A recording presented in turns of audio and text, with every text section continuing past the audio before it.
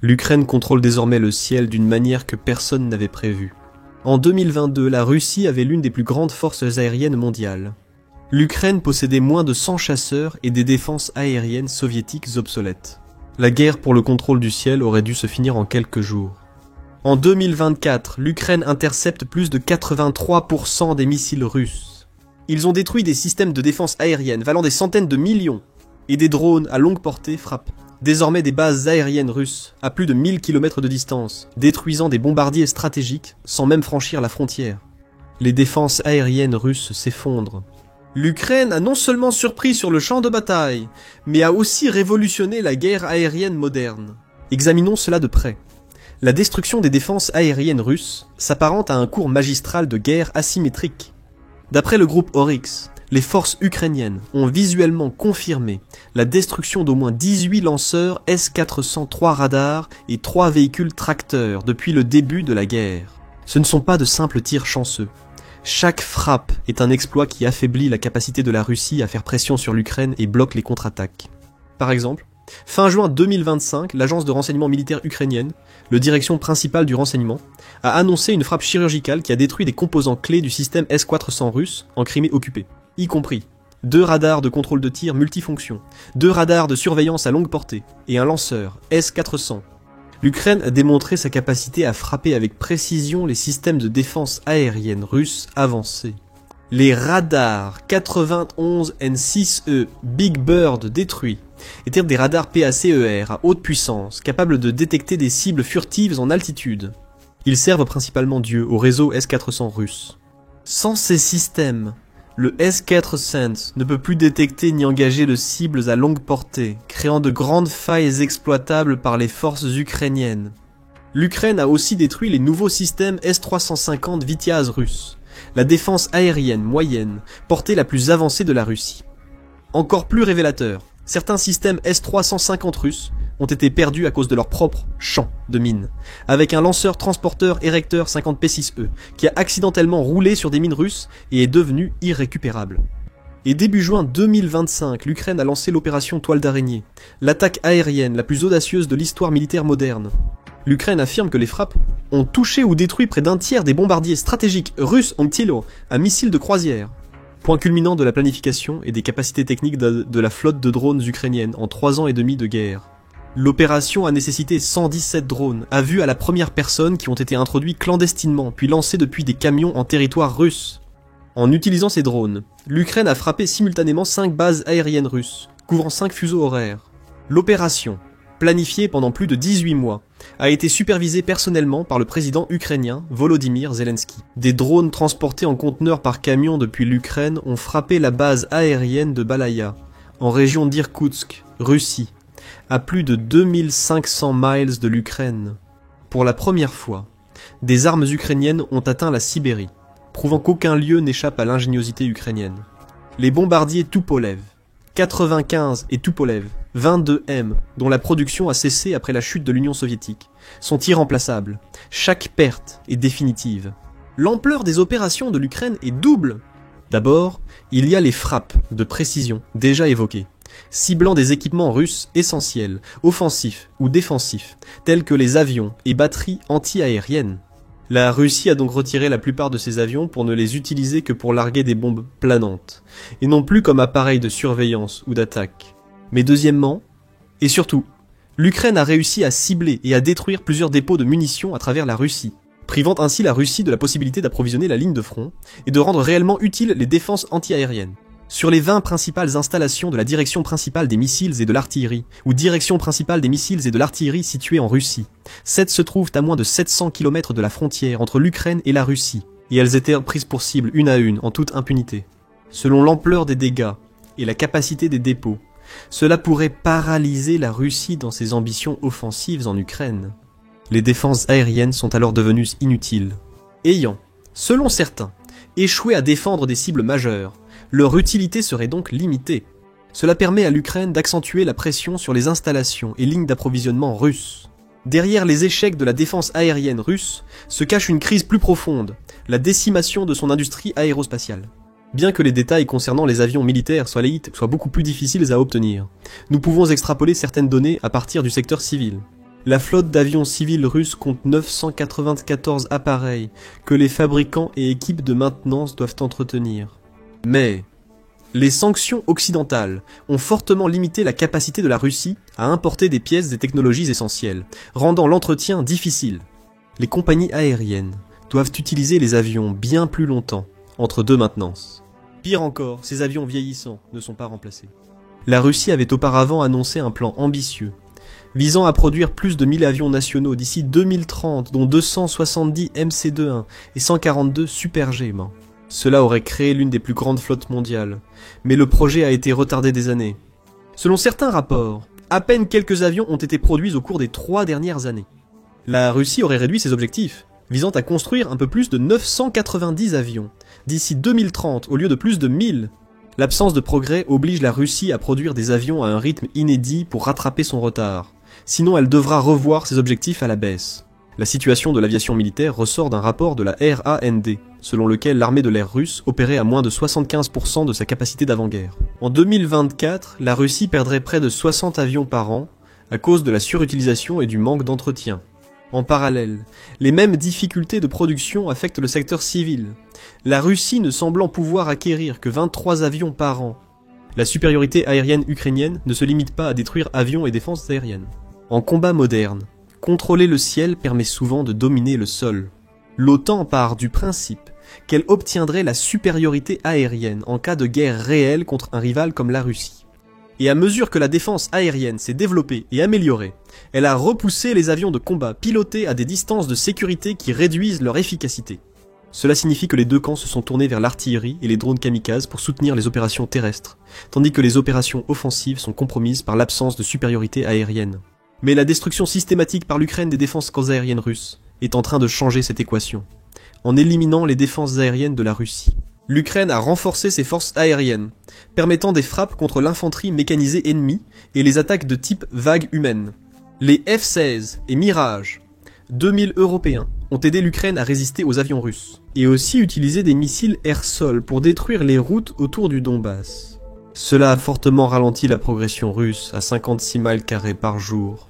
À titre de comparaison, lors de l'invasion russe de mars 2022, ils ont pris environ 46 000 miles carrés en moins de 5 semaines. La capacité de l'Ukraine à frapper partout en Russie sans crainte a poussé Moscou à adopter une posture plus défensive.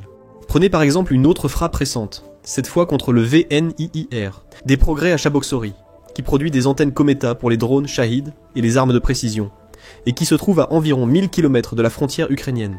L'Ukraine, malgré sa petite taille, a su projeter sa puissance en profondeur sur le territoire russe.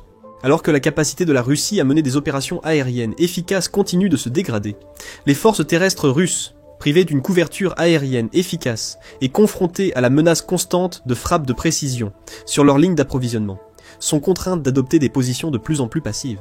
La domination aérienne croissante de l'Ukraine est également devenue l'atout ultime pour de futures négociations de paix, modifiant fondamentalement l'équilibre stratégique qui déterminera tout règlement éventuel. L'opération Toile d'araignée a été révélée le jour où Zelensky a annoncé l'envoi d'une délégation à Istanbul pour des pourparlers avec la Russie. Certains commentateurs et blogueurs militaires russes sont allés jusqu'à qualifier l'opération Toile d'araignée de Pearl Harbor russe. Ce message montrait clairement que l'Ukraine est prête à négocier en position de force. C'est une stratégie similaire à celle qu'a utilisée l'Ukraine en occupant et en maintenant des parties de Koursk pendant plus de 6 mois. Plus ses dégâts envers la Russie augmentent, plus la pression politique pousse la Russie à se retirer. La capacité de l'Ukraine à mener ses frappes, dépendante des dons de l'OTAN, repose surtout sur sa production nationale et des choix stratégiques. Chaque succès renforce la confiance de l'Occident dans le soutien à l'Ukraine. Même si cela implique la nécessité de couper l'abondante fourniture de gaz et de pétrole de la Russie vers l'Occident, ce qui pourrait potentiellement provoquer des perturbations généralisées de l'énergie et du chauffage. Vous vous demandez peut-être comment l'Ukraine a réellement réussi à accomplir cela. Eh bien, c'est une combinaison de 2 facteurs majeurs. Premièrement, les systèmes russes ne pouvaient pas être parfaits, car rien ne l'est, ce qui permet à l'Ukraine de tirer parti de ses faiblesses inhérentes pour obtenir un avantage. Le S-400, autrefois considéré comme un système de défense aérienne très avancé, s'est montré vulnérable à des attaques qu'il devrait pouvoir contrer. Le radar 91 N6E du système, capable de détecter des cibles à des distances allant jusqu'à 580 km, pourrait être trop concentré sur la détection de cibles en altitude, ce qui correspondrait à la furtivité traditionnelle. Chasseurs et bombardiers génèrent des angles morts pour les aéronefs en rasant le sol, comme les drones. Ensuite, la doctrine de défense aérienne russe repose sur des systèmes en couches fonctionnant en coordination. Si vous retirez un élément, il n'y a pas de plan de secours pour compenser cette perte. Par exemple, les radars multifonctions 92 N2E assurent l'acquisition et le suivi des cibles, mais sont des points de défaillance uniques. Après leur destruction par l'Ukraine, la batterie S-400 est devenue presque aveugle. Cela met en avant un aspect clé de la doctrine militaire ukrainienne, l'alliance des stratégies russes et occidentales. Les stratèges militaires et les ingénieurs ukrainiens maîtrisent probablement bien les équipements soviétiques, comme le S-300 et ses évolutions. Après tout, ces systèmes ont été construits par l'Union soviétique dans son ensemble, et l'Ukraine était l'un des membres possédant le plus d'équipements militaires. À la fin, encore plus révélatrice est la réaction russe à ces vulnérabilités. Des images satellites révèlent des bombardiers russes, Tu-95 et Tu-160 sur des bases aériennes, protégés par de vieux pneus contre les attaques de drones. Tous les appareils n'en étaient pas équipés. Parfois, la Russie peignait simplement le fuselage avec des motifs sombres pour camoufler ou créer des leurres et tromper les attaquants afin qu'ils gaspillent leurs munitions. Moscou utilise des astuces visuelles et des défenses de fortune plutôt qu'une protection solide pour certains de ses avions les plus précieux. La disparité technique apparaît encore plus nette en analysant la technologie des drones ukrainiens. La propagande russe prétendait que les systèmes avancés du S-400 pouvaient détecter et détruire plusieurs menaces à la fois. L'opération Toile d'araignée a démontré que des essaims coordonnés de petits drones volant à basse altitude peuvent submerger ces réseaux sophistiqués ou les contourner complètement. La situation de la Russie s'est autant détériorée tout simplement parce qu'elle a commencé à souffrir économiquement en raison d'une augmentation significative du financement, préférant l'armée à l'industrie qui la soutient. Cela crée un déséquilibre où la Russie dépense pour un équipement inefficace face aux menaces ukrainiennes. Considérez les mathématiques. Un essaim de drone à 600 ou 1000 $ détruit des bombardiers stratégiques. Les ratios de coûts d'échange sont exorbitants ici. À titre de comparaison, un seul missile intercepteur pour le système Patriot, ou des systèmes similaires, qui seraient normalement utilisés pour cette tâche lorsqu'on est attaqué par ces avions, peut coûter environ 37 millions de $. Les bombardiers détruits ont coûté possiblement des dizaines de millions, pas seulement quelques millions. Même avec un soutien en renseignement et logistique pour des opérations comme Spiderweb, l'avantage économique demeure écrasant.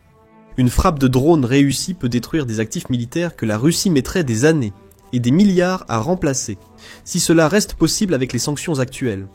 Les impacts économiques plus larges s'étendent bien au-delà des systèmes d'armes individuelles. Chaque batterie S-400 détruite représente non seulement la perte d'un système à 500 millions de $, mais aussi la dégradation de l'ensemble du réseau intégré de défense aérienne de la Russie. La destruction de radars clés par l'Ukraine crée des failles, obligeant la Russie à accepter des vulnérabilités ou à redéployer ses systèmes, ce qui affaiblit l'ensemble du front. Contourner ces failles coûte cher en argent, temps et main-d'œuvre, et la Russie en manque sur tous les fronts. Et cela, alors que la Russie affiche des dépenses militaires gonflées? Le budget militaire russe 2025 consacre environ 40% des dépenses publiques et 75% du produit intérieur brut à la défense. Pourtant, cet investissement massif est systématiquement annulé par les innovations ukrainiennes, qui coûtent une fraction à développer et à déployer. Cette disparité économique est devenue si évidente pour la Russie que le président Vladimir Poutine a annoncé un budget plus bas pour 2021. Cela montre un manque de progrès et de capacité pour poursuivre la guerre. Un autre facteur intervient, les sanctions économiques et les difficultés commerciales. La principale source de revenus de la Russie, la vente de pétrole et de gaz, subit coup sur coup à chaque nouvelle vague de sanctions.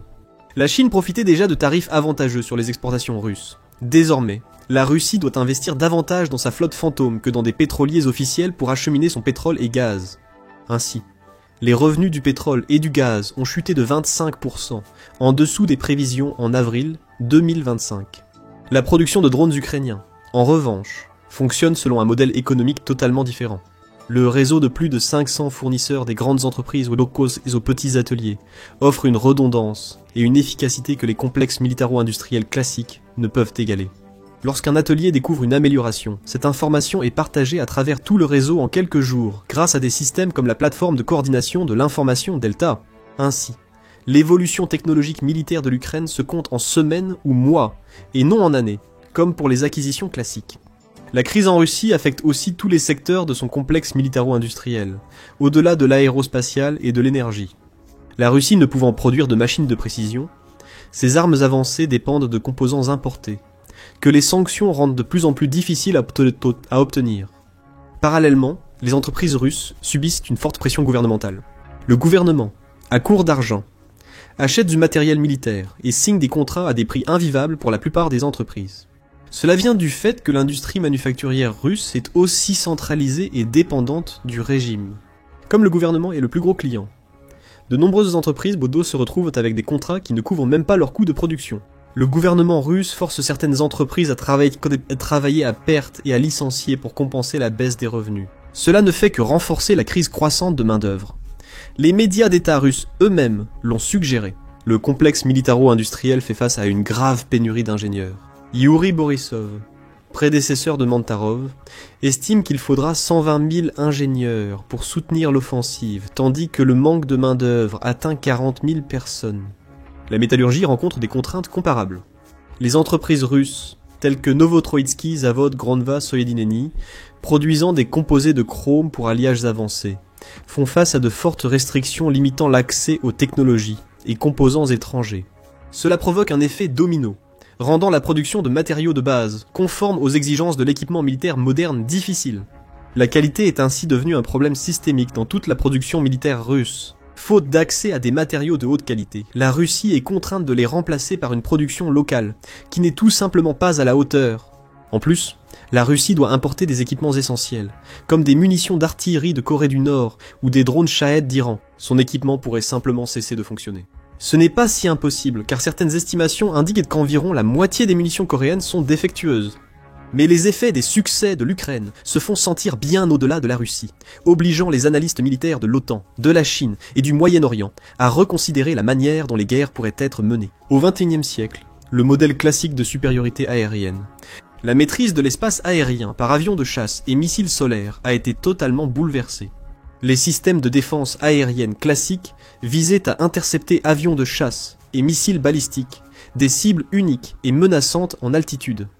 Nous avons vu émerger un espace à basse altitude où de petits drones opèrent dans un nouveau champ de bataille, que les doctrines militaires traditionnelles ont peu abordé. L'Ukraine a montré que de petits drones bon marché peuvent avoir un impact stratégique sur des systèmes de défense aérienne très sophistiqués. Les planificateurs militaires de l'OTAN ont commencé à collaborer avec des ingénieurs ukrainiens pour développer davantage ces concepts et les intégrer dans les systèmes de défense nationale domestiques. Résultat, les défenses aériennes traditionnelles peinent face à des essaims de petits drones intelligents, capables de coordonner et d'adapter leurs attaques en temps réel. La dépendance de l'OTAN à des avions peu furtifs tels que le F-16, le Rafale et le Typhoon est aussi remise en cause. L'Ukraine a montré que des défenses aériennes sophistiquées peuvent menacer ces plateformes si elles sont bien déployées. Les développements indiquent que seuls des avions furtifs comme le F-35 dotés de capacités avancées de guerre électronique pourraient surmonter ces systèmes. Autrement dit, si le conflit ne se focalise pas d'emblée sur les drones, puis viennent les conséquences économiques. Si les méthodes ukrainiennes peuvent être étendues pour assurer la sécurité de plusieurs organisations nationales de défense, comme l'OTAN, les approches militaires, industrielles, traditionnelles, qui coûtent des milliards pour développer et déployer des systèmes d'armes uniques pourraient devenir obsolètes. Le Pentagone s'empresse de déployer des contre-mesures face aux menaces de petits drones, achetant des systèmes comme l'intercepteur Coyote à 10 000 $ l'unité. Ce coût reste prohibitif car chaque rencontre peut impliquer un essaim de drones bon marché et remplaçables. Les établissements de défense européens pourraient devoir réévaluer toute leur approche du développement des technologies militaires. Les programmes de développement centralisés et étalés sur des décennies paraissent dépassés face au réseau d'innovation décentralisé de l'Ukraine. Ces réseaux peuvent rapidement améliorer les systèmes. Comme dit plus tôt, les leçons d'Ukraine valent aussi pour d'autres conflits hors d'Europe. Un conflit à Taïwan envisage déjà des dizaines de drones navals en attente près des côtes, en surface ou sous l'eau. Les planificateurs militaires chinois doivent maintenant se demander si leurs investissements en défense aérienne résistent aux menaces asymétriques efficaces contre la Russie. Taïwan adopte une défense hérisson similaire à celle de l'Ukraine. La Chine reste perçue comme en retard sur les États-Unis pour les avancées technologiques dans l'armement. Il reste à voir à quel point les tactiques de déni aérien de l'Ukraine seront efficaces à grande échelle dans la guerre. Malgré d'importantes victoires tactiques, les chiffres globaux ne favorisent pas l'Ukraine. Si la Russie parvient à prolonger la guerre d'usure, l'Ukraine pourrait à un moment donné perdre l'élan, la main-d'œuvre et l'argent nécessaires pour poursuivre ses efforts. Il y a aussi la possibilité que la Russie s'effondre sous ses propres défauts. Les crises successives menacent la position de Poutine comme chef d'État. Si ses subordonnés sentent qu'ils ne représentent plus les meilleurs intérêts de la Russie, aussi bien à l'extérieur qu'à l'intérieur du pays, il y a une chance qu'ils le renversent. Étant donné qu'il n'y a pas de procédure de succession claire, la Russie elle-même pourrait s'effondrer. D'ici là, le monde continuera d'observer l'Ukraine et la Russie, alors que la situation évolue. Reconstitution fidèle de l'histoire de David contre Goliath. Merci d'avoir regardé. Pour découvrir les capacités des drones ukrainiens, regardez cette vidéo. Pour suivre la guerre et l'actualité géopolitique, abonnez-vous à The Military Show pour des vidéos quotidiennes.